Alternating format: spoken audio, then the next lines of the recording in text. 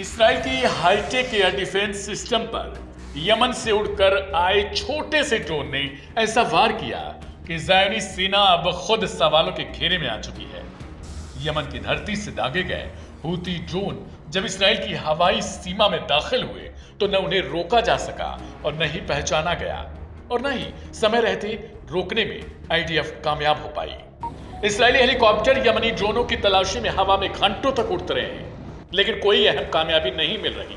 Israeli media का दावा है कि हूतियों के ये ड्रोन दूसरे देशों की तकनीक पर नहीं बने बल्कि सेल्फ मेड है, यानी खुद यमनियों द्वारा बनाए गए हैं। तेल अवीव से लेकर डिमोना और रमोन एयरपोर्ट तक इसराइली आसमानों में अब सिर्फ जंगी हेलीकॉप्टरों की गड़गड़ाहट सुनाई दे रही है, जो यमनी ड्रोन की तलाश में चक्कर काटे जा रहे हैं।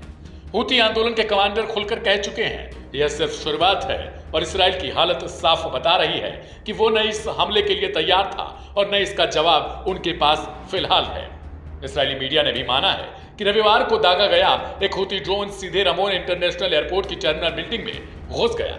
एयर डिफेंस सिस्टम कुछ नहीं कर पाया और न कोई इंटरसेप्टर मिसाइल न कोई सायरन। बेन गुरियन तक पर अटैक हुआ, ड्रोन्स का घंटों तक कोई अता पता ही नहीं चला। इसराइली हेलीकॉप्टर लगातार गड़गड़ाते हुए हर एरिया में तलाशी अभियान चला रहे हैं ताकि किसी तरीके से वो यमनी ड्रोन को पता लगा सकें।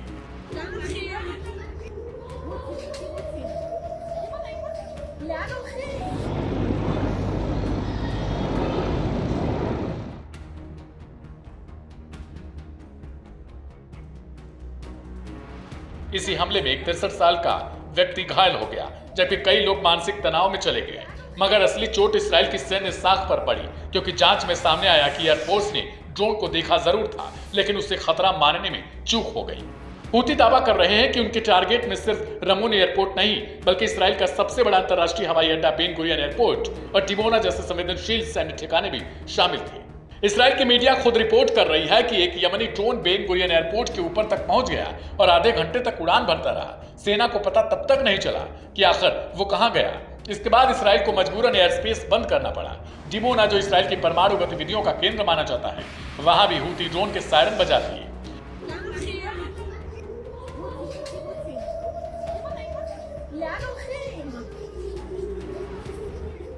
पिछले 2 दिनों में हूती विद्रोहियों ने दर्जनों ड्रोन इसराइल की ओर भेजे। इनमें से कई को रोकने में इसराइल नाकाम रहा।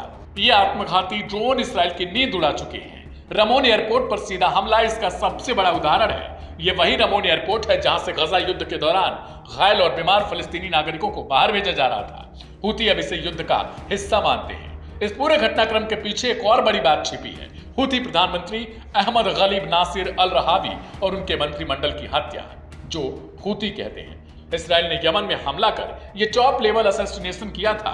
हूती अब इसे खुला युद्ध मान चुके हैं। हूती आंदोलन का सीधा संदेश है, हमारे ड्रोन आयातित नहीं बल्कि यमन में ही बनाए जाते हैं और जब तक इसराइल हमलों से पीछे नहीं हटता हम रुकेंगे नहीं। ऐसे में कहा जा सकता है कि वो इसराइल जिसके पास दुनिया के सबसे आधुनिक डिफेंस सिस्टम का दावा किया जाता है, दूसरी तरफ यमन के वो हूती जो सीमित संसाधनों में भी ज़ायनी सत्ता को चुनौती दे रहे हैं।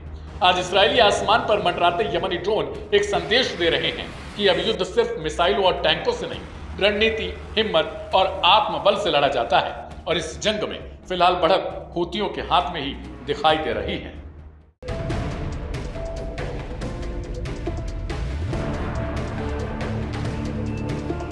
गाजा पट्टी से लगी सीमा पर एक बार फिर हिंसा भड़क उठी है।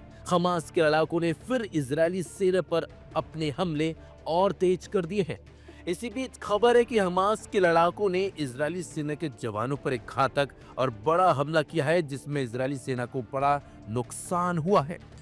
बताया जा रहा है कि हमास के लड़ाकों ने यह हमला मंगलवार सुबह करीब 6 बजे उस समय किया जब इजरायली सैनिक गाजा के पास से एक रात्रिकालीन सैन्य अभियान से लौट रहे थे।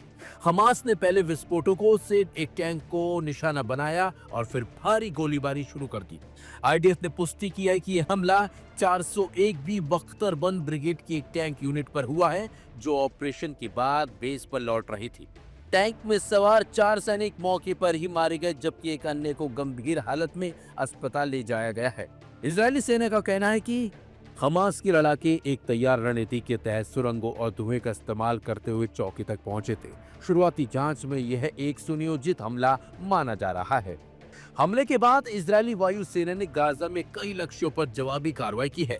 रिपोर्ट्स के मुताबिक गाजा शहर और आसपास के इलाकों में कई विस्फोटों की आवाजें सुनी गई हैं। साथ ही साथ इजरायल ने गाजा सीमा के पास सुरक्षा और बढ़ा दी है। पिछले कुछ हफ्तों से गाजा पट्टी में तनाव लगातार बढ़ रहा है। हमास और इजरायल के बीच रॉकेट हमलों और हवाई हमलों की घटनाएं आम हो चुकी हैं। हाल ही में हुई झड़पों में दोनों ओर से कई नागरिक और सैनिक मारे गए भी हैं और घायल भी हुए हैं। आपको बता दें, 401 बी बख्तरबंद ब्रिगेड इजरायली सेना की एक प्रमुख इकाई है जो अक्सर गाजा सीमा पर तैनात रहती है। ये ब्रिगेड उन्नत मेरकावा टैंकों से लैस है और इस इलाके में कई बार हमास के खिलाफ कार्रवाई कर चुके हैं। प्रधानमंत्री बेंजामिन नेतन्याहू ने हमले की कड़ी निंदा की है और कहा है कि हमास ने जो किया है उसका उसे बाहरी खामियाजा भुगतना पड़ेगा। वह इजरायल के रक्षा मंत्री ने भी बयान जारी करते हुए कहा कि हमले का जवाब सख्ती से दिया जाएगा, हमारे सैनिकों की शहादत व्यर्थ नहीं जाएगी। दूसरी तरफ हमास ने इस हमले की जिम्मेदारी ली है और इसे इजरायली अतिक्रमण का जवाब बताया है। संयुक्त राष्ट्र, अमेरिका और यूरोपीय संघ ने हमले पर चिंता जताई है। संयुक्त राष्ट्र महासचिव ने कहा कि सभी पक्ष संयम बरते और नागरिकों की सुरक्षा को सर्वोच्च प्राथमिकता दे। अमेरिका ने इजरायल के आत्मरक्षा के अधिकार का समर्थन करते हुए हमास की निंदा की है, जबकि कुछ मानवाधिकार संगठनों ने दोनों पक्षों से हिंसा रोकने की अपील की है। आपको बता दें, इससे पहले सोमवार को भी इजरायल की राजधानी है वहां पर भी एक बड़ा हमला हुआ था। उस हमले में 6 लोग जो थे इजरायली वो मारे गए थे। इस हमले का हमास ने स्वागत किया था, हालांकि हमास ने इस हमले की जिम्मेदारी नहीं ली। तो आपको बता दें, 12 घंटे के अंदर ही 10 जो इजरायली नागरिक हैं वो मारे गए हैं, जिसके बाद से ही इजरायल भड़का हुआ है और नेतन्याहू ने साफ कर दिया है हमला करने वालों को बख्शा नहीं जाएगा, छोड़ा नहीं जाएगा, उनसे हर हमले का जवाब दिया जाएगा। और इसी बीच खबर है कि गाजा में एक बार फिर इजरायली सेना ने अपने हमले तेज कर दिए हैं। गाजा सीमा पर यह है हमला क्षेत्र में एक बार फिर हिंसा के भड़कने का संकेत है। इजरायल और हमास के बीच बढ़ते तनाव के बीच इस तरह के हमले भविष्य में और ज्यादा सैन्य टकराव की आशंका को जख्म दे रहे हैं। आने वाले दिनों में इजरायल की प्रतिक्रिया क्या होगी यह देखना बाकी है, लेकिन फिलहाल सीमा पर सन्नाटा और तनाव दोनों ओर से छाया हुआ है और अब माना जा रहा है कि इजरायल जो अब बदला लेने की फिराक में और शुरू भी कर दिया है, क्योंकि गाजा से कई तस्वीरें सामने अब आनी शुरू हो गई हैं इस हमले के बाद।